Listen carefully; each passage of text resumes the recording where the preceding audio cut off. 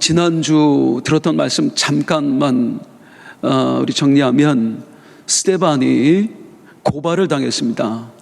대제사장 무리 사두개인들이 거짓 증인을 매수해서 스데반을 고발했지요. 고발 내용이 무엇이었습니까?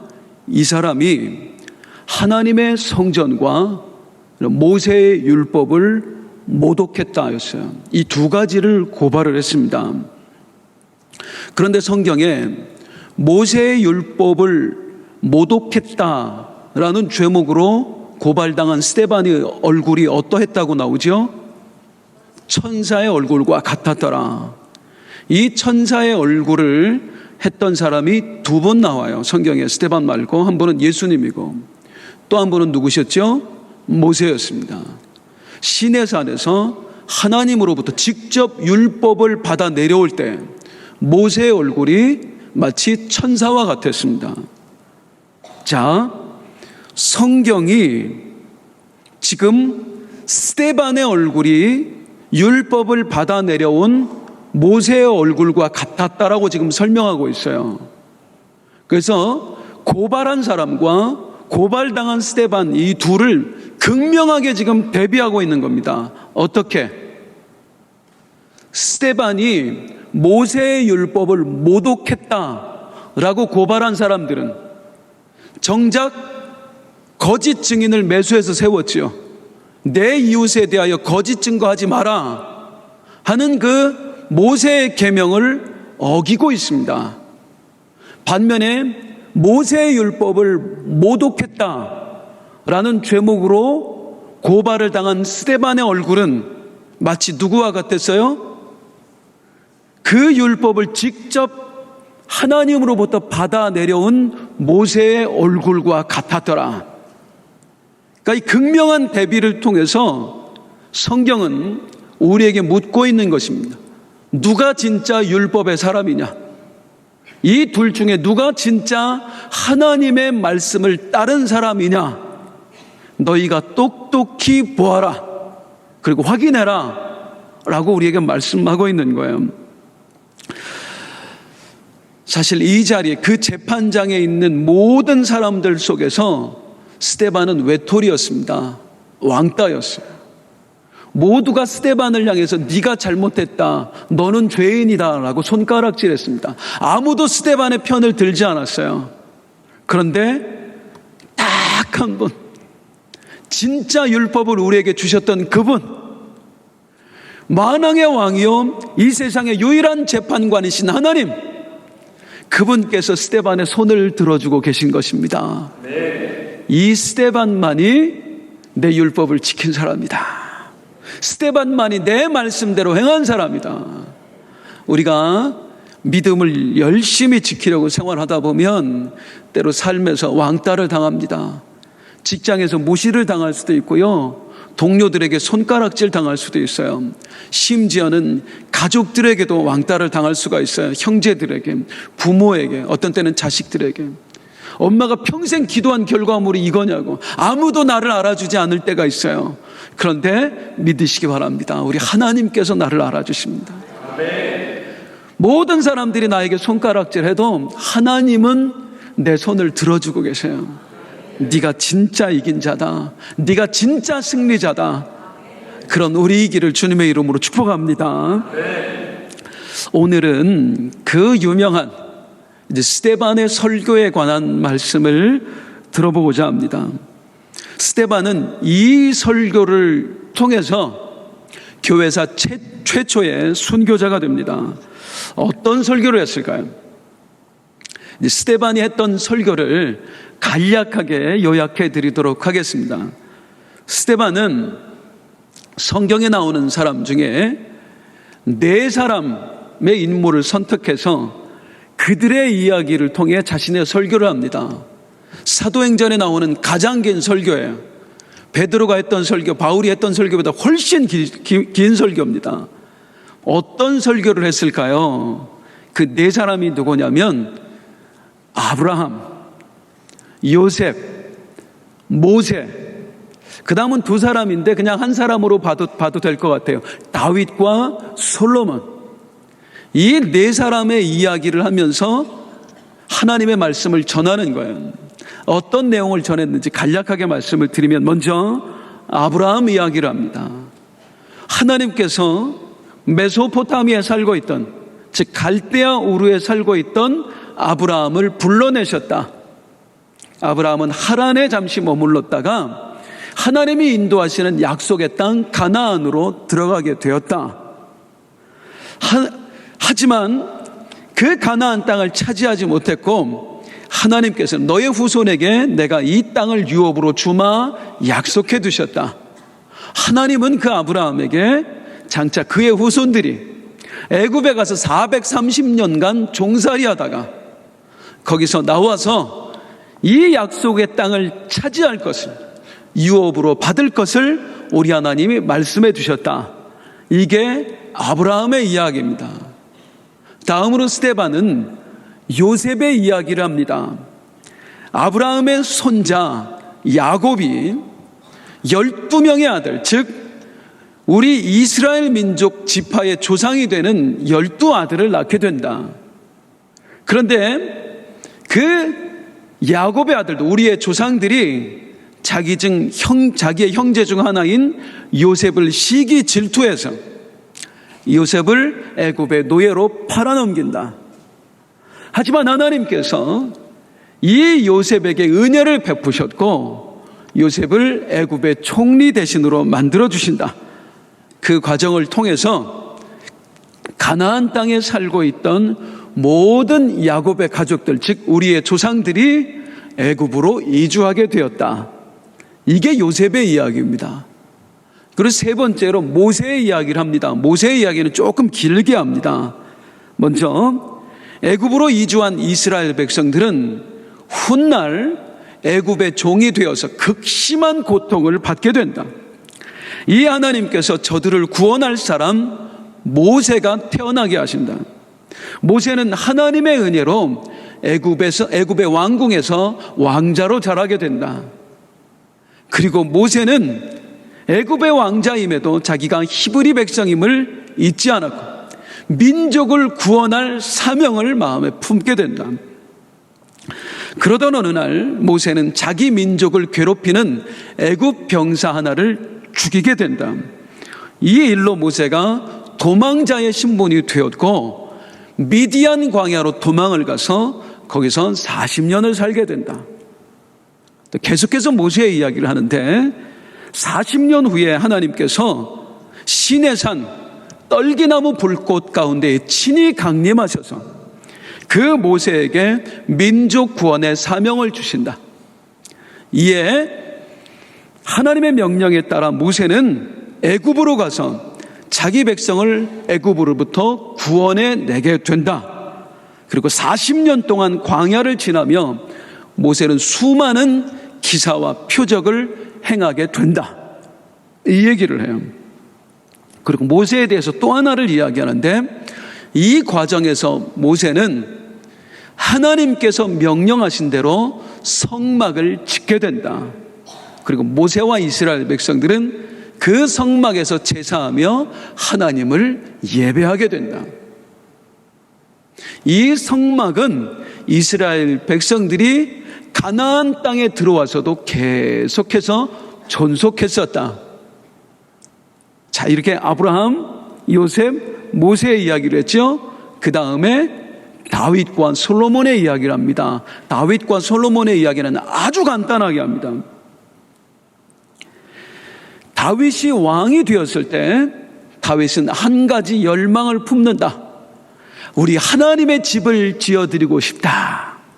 그 다윗의 열망이 그의 아들 솔로몬 때에 열매를 맺게 된다. 그래서 솔로몬 때의 성전이 비로소 지어지게 되었다. 이게 스데반이 했던 설교를 간략하게 지금 요약한 겁니다. 뭐 대충 우리 다 아시는 내용이지요.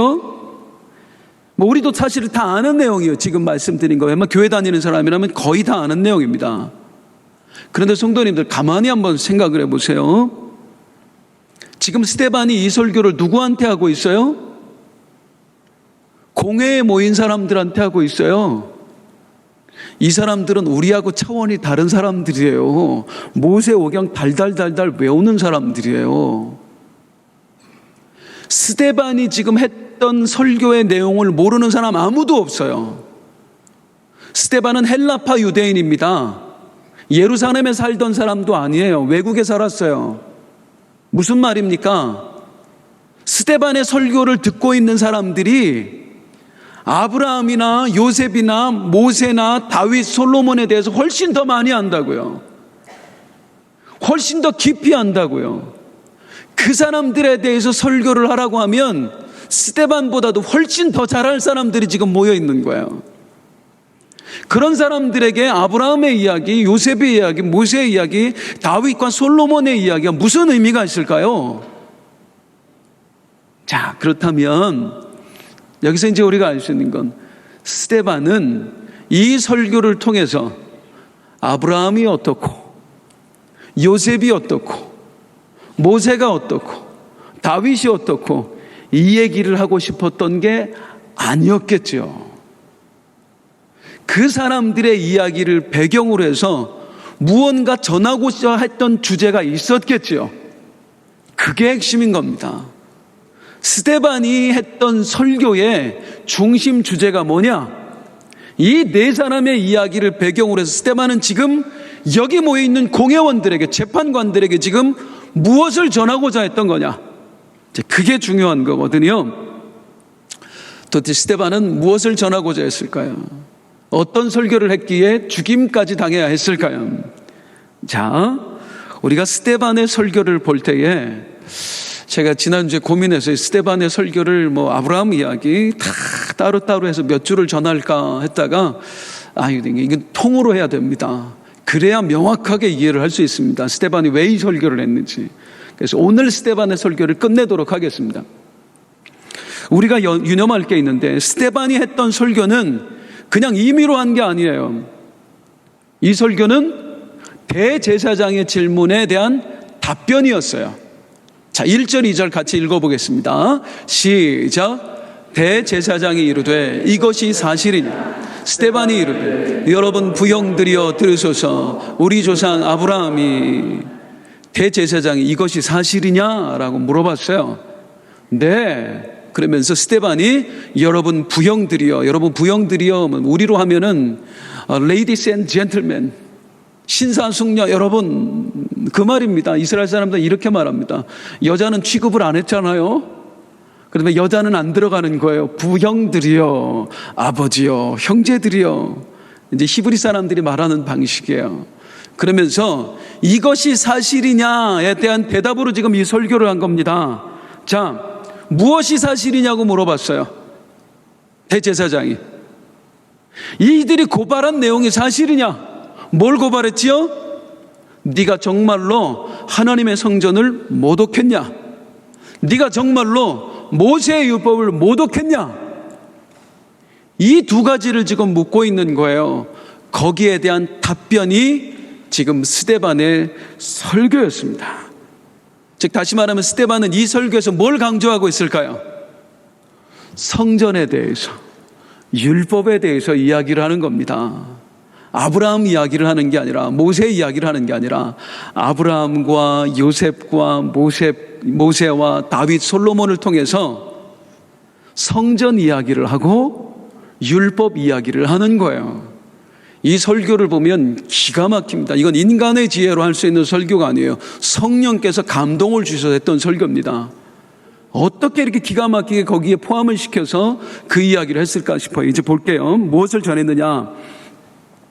네가 정말로 성전을 모독했냐? 여기에 이제 답변을 해야 될 거 아니에요. 그러니까 이제 어떻게 답변을 하냐면 이런 내용입니다. 쉽게 말하면 따라하세요. 성전이 정말로 하나님의 집인가? 이 주제로 이제 답변을 해요. 성전이 정말로 하나님의 집이냐? 이제 그걸 한번 풀어드릴게요. 너희가 이 성전을 지금 하나님의 집이라고 하면서 나에게 네가 하나님의 집, 하나님의 성전을 모독했다라고 지금 고발을 했는데 이 성전이 정말로 하나님의 집일까? 그 설교를 하는 거예요. 들어보세요. 아브라함이 메소포타미아에 있을 때에, 즉 갈대아 우르에 있을 때에 하나님께서 찾아가 그를 불러내 주셨습니다. 아브라함이 하란에 있을 때 또 한 번 아브라함을 불러서 아브라함을 가나안 땅에 가게 하셨습니다. 이게 아브라함 이야기잖아요. 즉 스데반이 지금 하고자 하는 얘기는 뭐예요? 우리 하나님은 메소포타미아, 갈대아 우르에도 계셨던 하나님이고, 우리 하나님은 하란 땅에도 계시는 하나님이었고, 우리 하나님은 가나안 땅에도 계시는 하나님이었습니다. 이 얘기하는 겁니다. 그 다음에 이제 요셉의 이야기를 하죠. 요셉이 형들이 팔아먹어서 애굽 땅으로 갔고, 그 요셉에게 하나님이 은혜를 베푸셨다, 그 설교했잖아요. 즉 뭐를 말하고 싶은 거예요? 우리 하나님은 애굽에도 계셨습니다. 애굽에도 계셨습니다. 그 다음에 이제 모세가 애굽 땅에서 살다가 고발을 당해서 이제 살인을 저지르는 게 들통이 나서 모세가 미디안 땅으로 가지요. 그 이야기를 통해서 떨기나무 불꽃 가운데 하나님이 나타나시잖아요. 이걸 통해서 하고자 하는 말은 뭐냐면, 이거는 성경을 한번 확인해 보죠. 7장 33절입니다. 정말로 그런지를 제가 확인시켜 드리려고 그래요. 시작. 주께서 이르시되 내 발에 신을 벗으라. 내가 서 있는 곳은 거룩한 땅이니라. 하나님이 뭐라고 하셨어요? 네가 서 있는 곳은 거룩한 땅이니라. 이 땅이 왜 거룩해요? 누가 임하셨기 때문에? 하나님이 임하셨기 때문에 이곳이 거룩한 땅이에요. 이곳이 어디입니까? 시내산 떨기나무. 이곳이 어디입니까? 미디안 땅입니다. 즉 우리 하나님은 어디에도 계셨다? 미디안 땅에도 계셨다, 그런 말이에요. 또 모세가 광야 길을 걸어가면서 40년 내내 기사와 표적을 행한 일을 하지요. 그 기사와 표적 누구의 능력으로 행한 일이에요? 하나님의 능력으로 행한 일이에요. 뭘 말하고 있는 거예요? 우리 하나님은 광야 40년 내내 그곳에서도 함께 하셨습니다. 정리하면 우리 하나님은 어디도 계셨고, 갈대아 우르에도 계셨고, 우리 하나님은 하란 땅에도 계셨고, 우리 하나님은 가나안 땅에도 계셨고, 또 우리 하나님은 애굽 땅에도 계셨고, 미디안 광야에도 계셨고, 40년 광야에도 늘 함께 하셨고, 우리 하나님은 어떤 하나님? 어디에나 계신 하나님이십니다. 그 어디에나 계신 하나님을 위해서 다윗이 뭐라고 했습니까? 내가 하나님의 집을 지어드리고 싶다. 그래서 솔로몬이 성전을 지으면서 이 성전이 하나님의 집이다 했습니다. 그런데 그 다윗과 솔로몬에게 우리 하나님이 뭐라고 하셨습니까? 7장 49절 50절입니다. 시작. 주께서 이르시되 하늘은 나의 보좌여 땅은 나의 발등상이니 너희가 나를 위하여 무슨 집을 짓겠으며 나의 안식할 처소가 어디냐? 이 모든 것이 다 내 손으로 지은 것이 아니냐 한 것. 하나님이 뭐라고 하셨어요? 나를 위해서 집을 짓는다고? 이 세상 모든 걸 내 손으로 지었는데 너희가 나를 위해 집을 짓는다고? 그래서 48절에 하는 말이 뭐냐면, 같이 한번 시작. 그러나 지극히 높으신 이는 손으로 지은 곳에 계시지 아니하냐. 이 온 우주 만물이 나 여호와의 손으로 지은 것인데, 그런 나 여호와를 너희가 지은 집에 담아낼 수 있겠느냐? 너희 손으로 지은 게 나의 집이 될 수 있겠느냐? 이게 스데반의 답변인 거예요. 무슨 질문에 대한? 네가 하나님의 집을 모독했다, 하나님의 집에 이 성전을 모독했다 라고 하는 그 물음의 고발 내용에 스데반이, 이 성전이 정말로 하나님의 집입니까? 우리 하나님은 갈대아 우르에도 계시고, 하란에도 계시고, 가나안에도 계시고, 애굽 땅에도 계시고, 미디안에도 계시고, 광야에도 계시고, 어디 하나 계신 하나님이신데, 솔로몬이 성전을 지었을 때도 나 여호와가 사람의 손으로 지은 이 집에 거할 수 있겠느냐라고 말씀하신 하나님이신데, 이 집이 정말로 하나님의 집이라고, 이 성전이 정말로 하나님의 집이라고 생각합니까? 내가 이 성전에 대하여 말한 것이 정말로 하나님의 집을 모독한 것입니까? 기가 막히죠? 이거 인간의 지혜로 대답한 게 아니에요. 이거 성령께서 하게 하신 거예요. 그리고 나서 이제 이 스데반의 계속된 설교는 두 번째 고발 내용이 무엇이었죠? 네가 모세의 율법을 모독했다. 여기에 대해서는 이제 스데반이 뭐라고 설교를 통해서 답변을 하냐면, 그러니까 스데반이 성전에 대해 따로 얘기하고 율법에 대해 따로 얘기하고가 아니라 이걸 전체 속에서 다 녹여내 버려요. 그래서 기가 막히다는 거예요. 성령이 하신 얘기예요. 뭘 얘기하고 싶으면 율법을 통해서는 따라서 하겠습니다. 너희가 진정으로 율법을 소중히 여겨왔는가? 너희가 지금 모세의 율법을 모독했다고 나를 고발했는데 너희가 정말로 율법을 소중히 여겼더냐? 그 이야기를 이 설교를 통해서 합니다. 어떻게 하느냐면요, 모세가 광야에서 우리 하나님으로부터 직접 율법을 받아가지고 왔을 때 그토록 당신들이 따라야 한다고 하는 여러분들의 조상들이 어떻게 했습니까? 7장 41절 시작. 그때에 그들이 송아지를 만들어 그 우상 앞에 제사하며 자기 손으로 만든 것을 기뻐. 하나님께서 모세를 통해서 처음 율법을 우리에게 주셨을 때에 우리의 조상들이 가장 먼저 했던 행동은 그 율법을 어기는 거였습니다. 나 외에 다른 신을 너에게 두지 말라. 우상을 만들지도 말고 섬기지도 말고 전하지도 말라. 그 율법이 주어지자마자 율법부터 어겼던 사람들이 우리의 조상이고 우리들입니다. 우리가 정말로 율법을 소중히 여겨왔습니까? 그리고 이 일이 과연 그 당시에만 있었던 일입니까? 가나안 땅에 들어와서는 우리 조상들이 어땠습니까? 43절 시작. 몰록의 장막과 신 레판의 별을 받들었으며 이것은 너희가 절하고자 하여 만든 이 형상이라.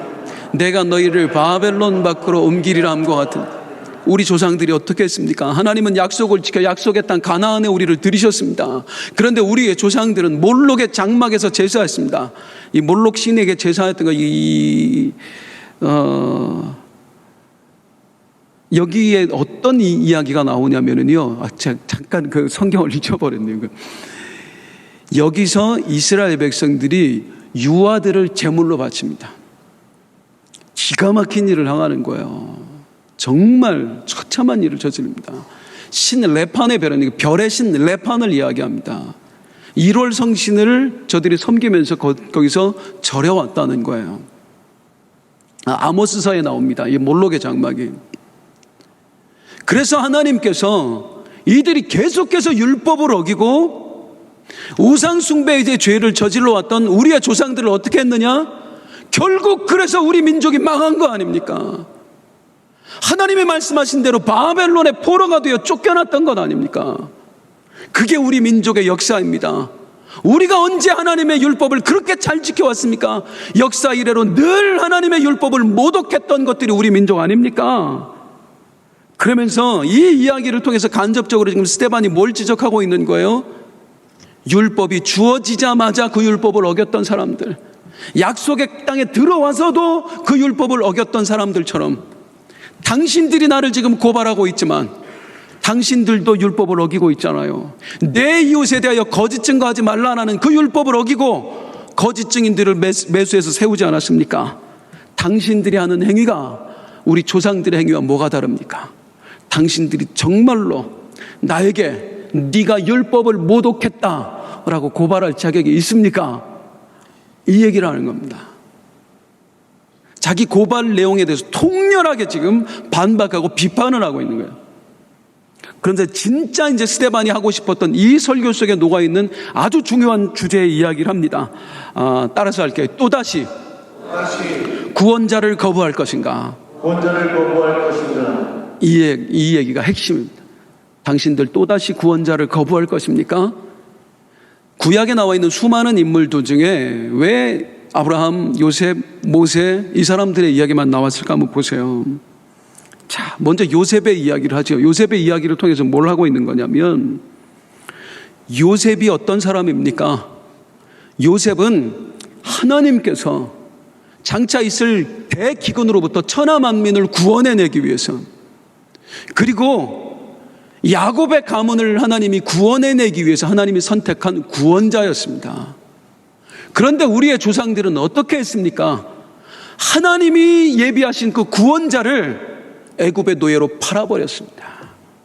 우리 조상들은 구원자를 거부했던 사람들입니다. 모세는 또한 어떻습니까?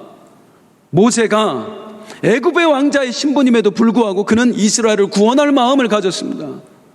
그래서 애굽의 병사들이 자기 민족을 괴롭힐 때 견디지 못해서 그 애굽 병사를 때려서 죽였던 것입니다. 그런데 우리의 조상들은 어떻게 했습니까? 자기들을 구원하기 위해서 애굽 병사를 죽였던 그 모세를 고발하지 않았습니까?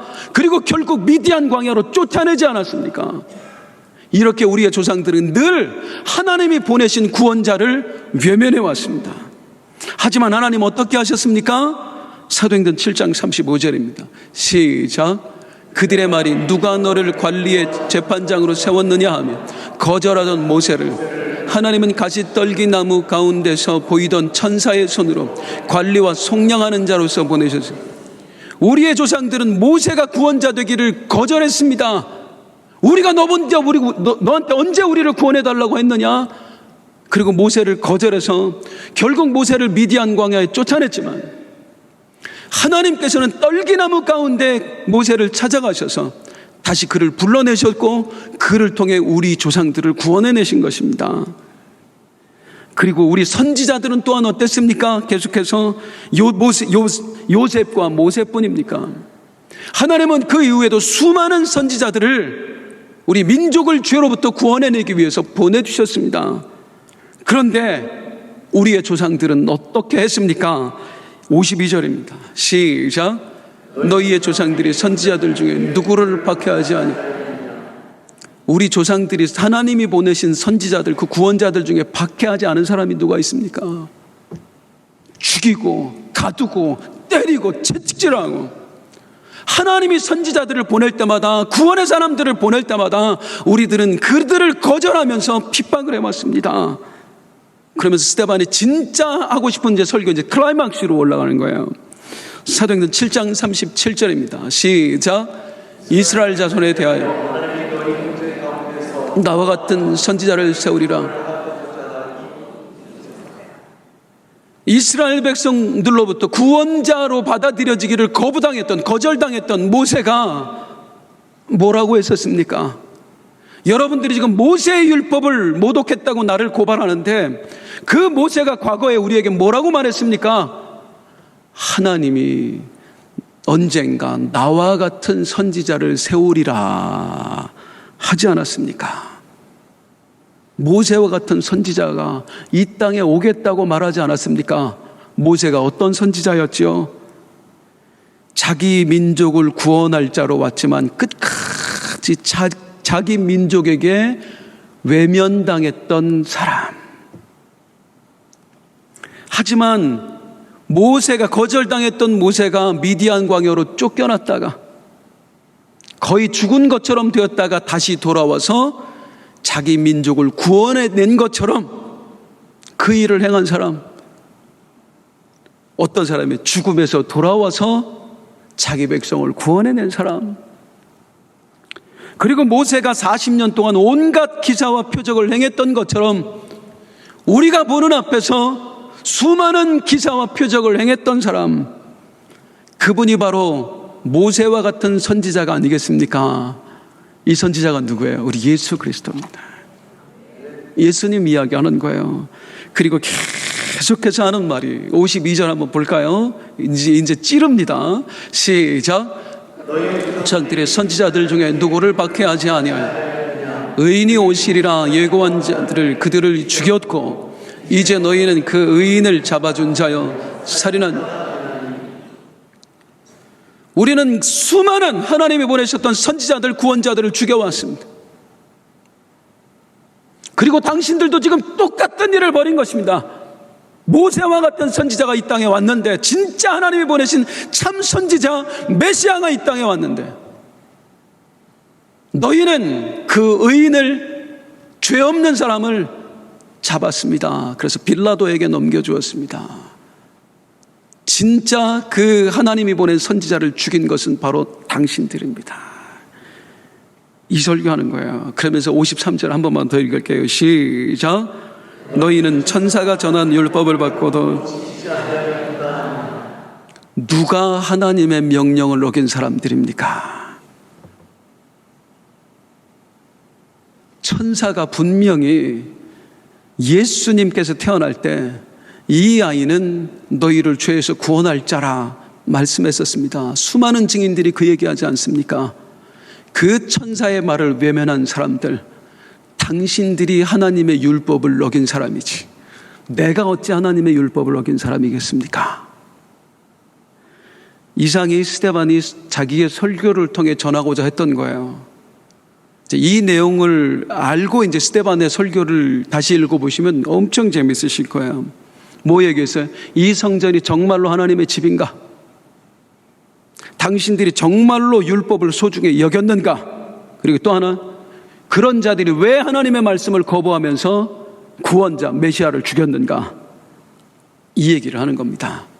그랬더니 이 설교를 듣고 어떤 반응이 나와요? 스데반 결국 순교합니다. 먼저 저들의 반응을 볼게요. 분노했습니다. 그런데 놀라운 게 뭐냐면요, 참 54절 한번 볼게요. 시작.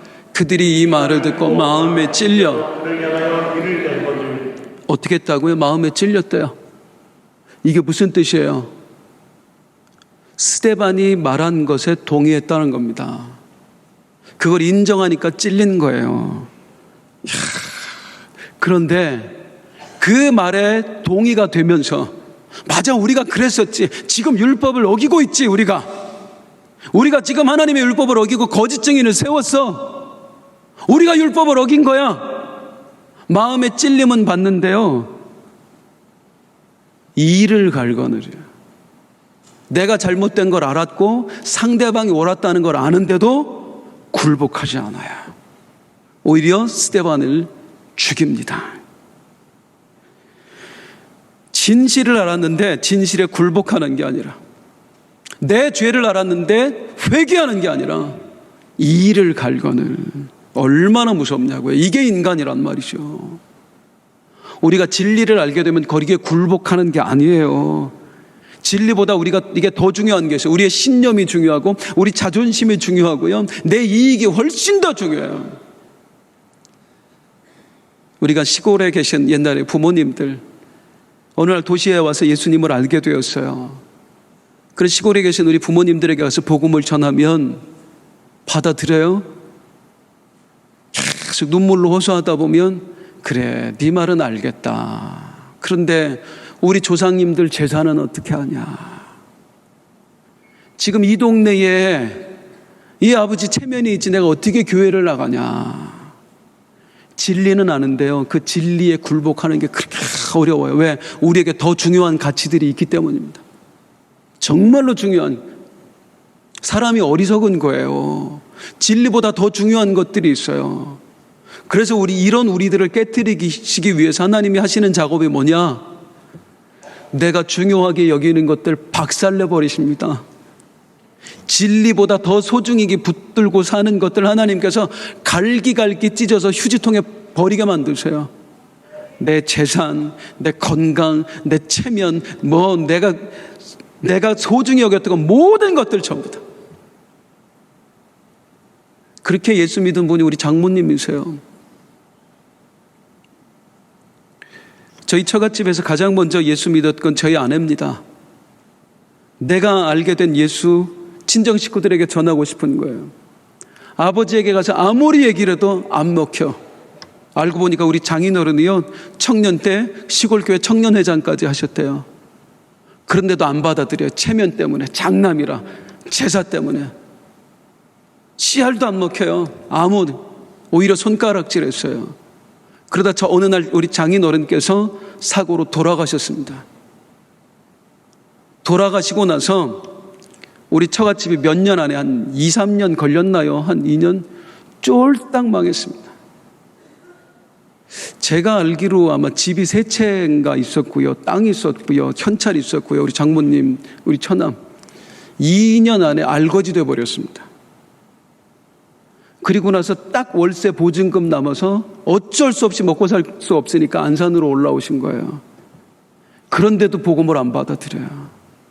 그러다가 어느 날 마음이 꺾이고 이제 더 이상 의지할 게 없으니까, 내 손에 아무것도 없으니까 딸을 따라서 교회에 나오게 되고 예수님을 알게 되고, 얼마나 열심히 교회를 나오시는지. 내가 의지했던 것을 잃어버리지 않으면 우리 절대로 하나님 앞, 진리 앞에 굴복하지 않습니다. 그래서 하나님이 작업하세요. 내가 소중히 여기는 것들을 박살내신단 말이에요. 예수밖에 없는 사람으로 만들어내시는 거예요. 우리에게 그 일을 행하셨고요, 우리 주변 사람들에게 그 일을 행하시고요, 또 우리 자식들에게도 그 일을 행하세요. 보면 안타깝지요. 어떡하지? 믿으세요. 하나님은 실수가 없으십니다. 진짜 소중한 걸 안겨주십니다. 우리 많은 것들을 잃어버리고 예수님 알게 된 사람들입니다. 그런데 믿으시지요? 인정하시지요? 내가 잃어버린 것보다 얻게 된 것이 훨씬 소중하다. 복음보다 중요한 게 어디 있어요? 하나님이 작업하셔서 그래요. 지금도 하나님이 작업 중인 아마 그런 분들 계실 거예요. 더 큰 믿음 주시려고, 진짜 믿음 심어주시려고, 복음을 깨닫게 하시려고 하나님이 작업하는 중에 계신 분이 계실 거예요. 수용하십시오. 아프더라도 다 받아들이세요. 그럼 하나님의 결국을 보게 될 줄로 믿습니다. 이렇게 설교했던 스데반, 이 일을 갈건을 결국에 순교하고 맙니다. 55절을 한번 볼까요? 시작. 스데반이 성령 충만하여 하늘을 우러러 주목하여 하나님의 영광과 및 예수께서 하나님 우편에 서신 것을 보고. 스데반이 하늘을 딱 올려다보니까 누가 있어요? 우리 하나님, 예수님, 천사들과 함께 강림해 계신 겁니다. 자, 그런데 이때 신기한 건 뭐예요? 하나님이 이 장면을 다 보고 계셔. 그런데 안 도와주시죠. 우리의 생각 같으면 이렇게 진리를 외쳤습니다. 그러면 하나님은 네가 옳다, 얼굴만 천사 얼굴로 만들어주는 게 아니라, 얼굴만 그 천사처럼 변했던 모세 얼굴로 만들어주는 게 아니라 하나님이 와서 도와줘야죠. 싹 쓸어버리셔야죠. 그리고 진짜로 내 손을 들어주셔야죠. 그런데 하나님은 그냥 하늘에서 보고만 계셔요. 진리를 전했던 당신의 사람이 돌에 맞아 죽는 장면을 그냥 하나님은 보고만 계세요. 왜요? 우리도 속상한 게 그거잖아요. 하나님이 보고만 계셔서. 왜요? 이 순교가 스데반의 사명이었기 때문입니다. 하나님께서는 초대교회가 흩어지기를 원하셨어요. 예루살렘과 온 유대와 사마리아와 땅끝까지 이르러 복음이 전해지기를 원했습니다. 그런데 초대교회 성도들 아무도 움직이지 않아요. 여기서 그냥 여기가 좋사오니, 여기가 천국인 것처럼 믿는 거예요. 하나님은 복음이 전해지기를 원하는데 이들은 흩어질 생각이 없는 거예요. 누군가는 죽어야 했어요. 그래야 대대적인 핍박을 통해서 억지로 이 사람들이 흩어져요. 이제 그 다음 장면이 그겁니다. 핍박이 시작되면서 다 흩어져요. 이 순교의 제물이 되는 게 스데반의 사명이었어요. 그렇기 때문에 하나님께서 스데반을 그냥 죽게 내버려 두시는 겁니다. 아니 뭐 그런 사명이 다 있습니까? 죽는 사명이 다 있어요. 난 죽는 사명 싫어요. 사랑하는 성도님들, 우리 그리스도인들에게 있어서 최고의 영광은 하나님을 위해서 죽는 겁니다. 그것보다 더 큰 영광은 없어요. 하나님께서 지금 그리스도인이 맞을 수 있는 최고의 영광을 스데반에게 선물로 주신 겁니다. 예수를 위해 죽을 수 있는 기회요. 하나님 나라의 보안을 쌓을 수 있는 기회요. 스데반은 죽은 게 아니라 하나님으로부터 그 기회를 얻어낸 겁니다. 그렇게 믿으십니까? 오늘 나 스스로에게 지금 물어야 돼요. 솔직하게 물어야 돼요. 이 스데반의 죽음이 정말로 내 눈에 영광으로 보이는가, 아니면 비참하게 보이는가를 스스로에게 솔직하게 물으셔야 돼요. 그래야 내 영적인 현주소가 나옵니다. 진짜 믿음의 사람이라면 이 스데반의 죽음이 영광스럽게 보여져야 됩니다. 그런데 이 죽음이 너무나 안타깝다, 비참하게 보인다 라면은 나는 아직 진짜를 안 붙들고 사는 거예요. 하나님을 위해 산다는 것보다 더 중요한 게 나한테 있는 거예요. 나 스스로에게 물어봐야 돼요. 냉정하게 물어봐야 돼요. 너는 이 스데반의 죽음이 어떻게 느껴지느냐? 에이, 왜 굳이 죽이죠? 그냥 살면 얼마나 좋아. 살아 살 일이 얼마나 많겠어. 하나님이 하신 일이 옳게 보여야 되고요. 믿음의 사람이라면 하나님이 우리에게 주신 것은 죽음이라도 영광으로 느껴져야 됩니다. 그게 진짜 믿음입니다. 내가 당한 일들을 한번 생각해 보잔 말이에요. 나에게 하나님이 허락하신 일들을 한번 생각해 보잔 말이에요. 기쁘신가요? 하나님이 나에게 허락하신 그 고통의 시간들이 기쁘세요? 하나님 필요해서 주셨죠? 감사합니다. 감사가 나오세요? 아니면 원망이 나오세요? 그게 내 영적 현주소예요. 하나님이 나에게 허락하신 일을 기쁨으로 볼 수 있느냐, 아니면 분노하면서 지금 하나님을 원망하고 있느냐. 이게, 이 반응이, 하나님이 허락하신 일에 대한 반응이 내 영적인 현주소예요. 우리 그리스도인들에게 최고의 영광은 하나님을 위해 살 수 있다는 겁니다. 하나님께 쓰임받을 수 있다는 것입니다. 제가 잊지 못하는 이야기가 있는데, 오늘 우리 안수 집사님 한 분에게 들었어요. 대구에 있는 한의원을 하시는 한 장로님 이야기입니다. 오래된 이야기인데, 그 장로님이 신모하시던 교회에 성전 건축을 하는데 너무 교회가 힘들었던 거예요. 그런데 이 장로님이 늘 자기가 만들었던 그 한약인데, 그때부터 보니 이 한약만 먹으면 사람들이 다 낫는 거예요.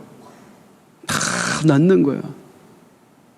그래서 나중에는 전국에서 하여간 그 주문이 밀려가지고 무조건 나으니까 어마어마한 돈을 벌었대요. 그래서 그 장로님이 그 성전 건축 모자는 걸 다 감당했답니다. 그런데 성전 건축 끝나자마자 옛날로 돌아갔어요. 이제 더 이상 안 나. 우리 같으면은 이게 뭡니까 하나님? 좋다고 쓰실 때는 언제고 왜 이제 와서 팽하십니까? 참 장로님께 참 감동받은 게 뭐냐면, 원망 한마디도 없이 이게 원래 내 실력인데, 원래 안 낫는 게 내 실력인데, 그런 나에게 하나님의 은혜 베풀어 주셔서 주님의 나라를 위해, 주님의 교회를 위해 쓰임받을 기회를 주셨으니 이 어찌 감사한가. 이런 돈이 나에게 있느냐고요. 스데반 주님을 위해 살았습니다. 그리고 주님을 위해 죽었습니다. 이것이 그의 인생의 최고의 영광이었습니다. 나에게 영광은 무엇입니까? 우리 함께 찬송하겠습니다. 자리에서 일어나서 함께 부릅니다.